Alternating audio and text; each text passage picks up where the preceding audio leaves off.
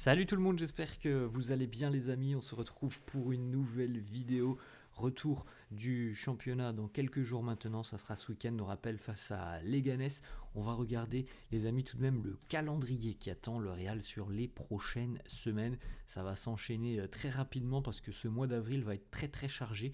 On joue quasiment tous les 3 jours avec la Liga, la Ligue des Champions et la Coupe du Roi. Donc ça va être évidemment intense. Et à la fin du mois d'avril, évidemment, les amis, je pense que là, on sera tous fixés sur les objectifs du Real sur cette fin de saison, parce qu'il peut se passer énormément de choses sur ce mois d'avril. Déjà, ce week-end, match face à Leganés, la semaine prochaine, demi-finale, retour du Coupe du Roi. Ça sera toujours du côté du Bernabéu, ça sera face à la Real Sociedad. On rappelle que le Real s'est imposé au match aller, donc il y a quand même un avantage conséquent pour les Merengues en vue d'une qualif en finale. Par la suite, réception de Valence aussi en Liga, et puis ensuite on a la Ligue des Champions, déplacement du côté d'Arsenal, déplacement à Alaves en Liga, réception d'Arsenal, réception de Bilbao, déplacement à Retafe et potentiellement, si finale il y a, ça sera finale de la Coupe du Roi le 26 avril. Donc on a quand même les amis 9 matchs pour le Real en à peu près 27 jours, vous faites le calcul, c'est pas compliqué, c'est un match tous les 3 jours, donc encore une fois, il va falloir aussi que physiquement les organismes tiennent par rapport à ce mois d'avril qui est extrêmement chargé. On regarde les amis les unes des quotidiens madrilènes, le quotidien AS qui est titre sur en haut El Boom des Asensio, sa valeur marchande est passée de 300 000 euros au mois de juin l'année dernière à 30 millions d'euros à l'heure actuelle au mois de mars. Il est évidemment le joueur le plus utilisé qui vient de la Castilla, et puis on sait très bien que son contrat court jusqu'en 2026 et on l'avait vu la semaine dernière, le Real est déjà sur le dossier avec le joueur et ses représentants pour une prolongation long terme, et ça aussi c'est une bonne nouvelle. Autre information, c'est la une principale du quotidien AS, Opération Huysen. On en parle depuis quelques jours du jeune défenseur de Bournemouth, Dean Huysen, qui est visiblement conquis par l'option au Real Madrid. On en a parlé aussi hier, et on a une petite information importante dorénavant, selon le quotidien AS. Le Real ira sur le dossier Dean Huysen dès cet été et non pas en 2026 comme c'était initialement prévu.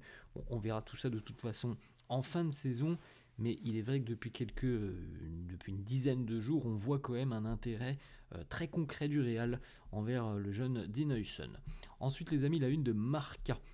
On a une petite une très sympa sur Arda Güler avec cette déclaration là. Estoy seguro de que triunfaré en el Real Madrid. On a plusieurs déclats de Arda Güler qui répond encore une fois notamment à toutes les rumeurs qui peuvent circuler autour du jeune crack turc. Il y en a souvent des rumeurs qui souvent annoncent un départ potentiel sur le mercato.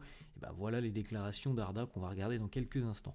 On revient brièvement sur l'épisode entre Arda Güler et Dominic Szoboszlai lors de cette rencontre dimanche entre la Turquie et la Hongrie. Alors on l'a dit hier, la Turquie s'est imposée au final sur les deux matchs 6-1 face à la Hongrie, et malgré ce résultat, Dominic Szoboszlai a trouvé le moyen de venir chambrer entre guillemets Arda Güler. Moi personnellement, si je me prends 6-1 en 2 matchs en l'espace de 3 jours, je vais pas essayer d'aller chambrer l'adversaire sur les réseaux sociaux.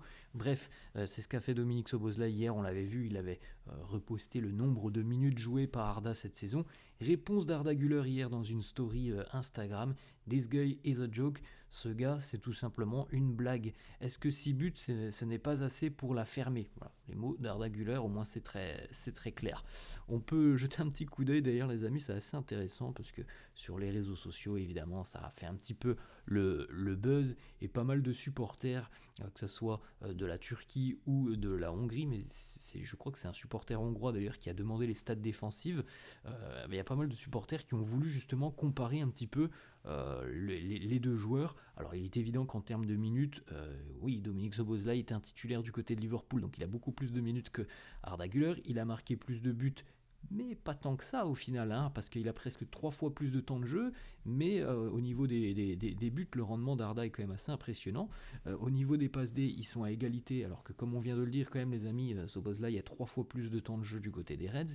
Et puis ensuite, les amis, c'est pas compliqué, toutes les stats rouges sont en faveur de Szoboszlai, toutes les stats bleues sont en faveur d'Arda Güler, et c'est assez marrant parce que je ne vais pas vous remontrer la photo, mais sur Instagram, il y a un supporter hongrois, donc plutôt du parti, plutôt du côté de Szoboszlai, qui a demandé aussi à ce que l'on puisse regarder un petit peu et comparer les statistiques défensives entre les deux joueurs. Et je pense qu'il ne s'attendait pas du tout à ça parce qu'on a eu le même comparatif sur des stats défensives et les stats sont très largement en faveur d'Arda Güler sur l'aspect défensif. Donc c'était assez marrant de voir au final ce supporter hongrois se faire recaler directement par rapport à sa requête.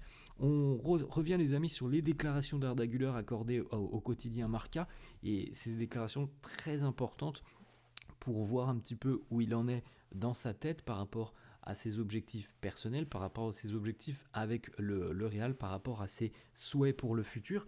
Et on a 2-3 déclats très intéressantes. Et Arda nous dit « Je suis tellement certain que je vais réussir ici au Real Madrid que je viens juste d'acheter une maison ici à Madrid ».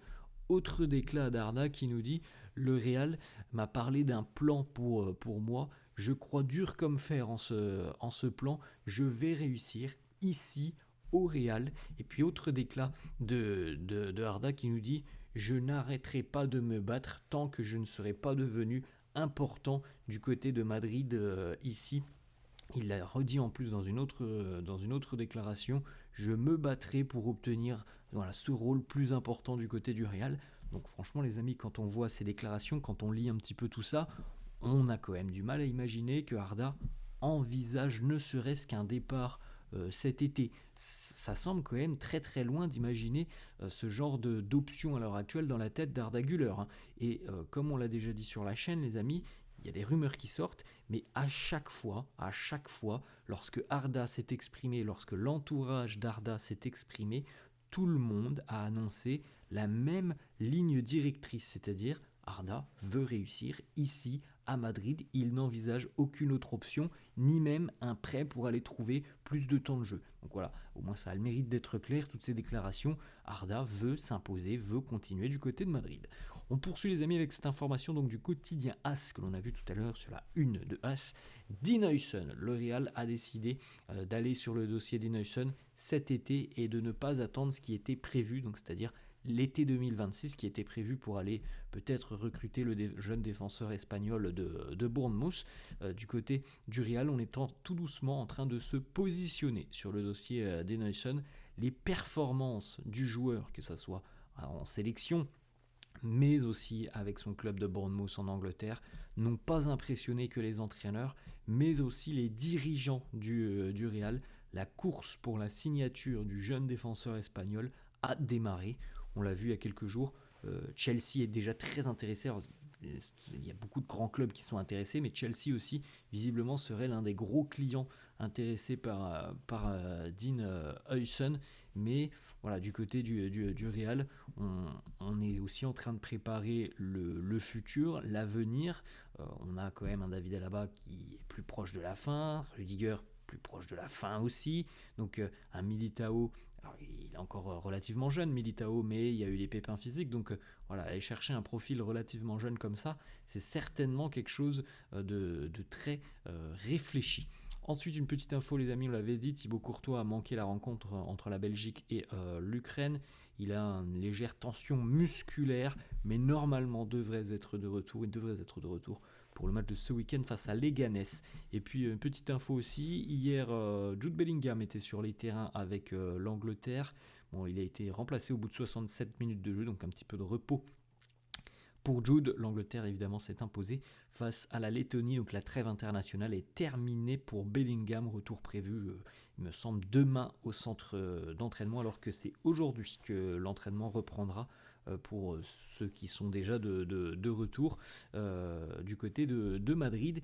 Et puis cette nuit auront lieu les derniers matchs de la zone Amérique du Sud, notamment par exemple pour les Brésiliens, Et pour Fede Valverde, une petite photo pour terminer, celle de Carlo Ancelotti qui vient d'être nommé entraîneur de l'année en Italie, entraîneur italien de l'année 2023-2024. Voilà les amis, la fin de cette vidéo, j'espère que ça vous a plu. N'hésitez pas comme d'hab à lâcher un petit pouce bleu. Merci à tous ceux qui le feront, je vous souhaite une bonne journée et je vous dis à la prochaine. Ciao.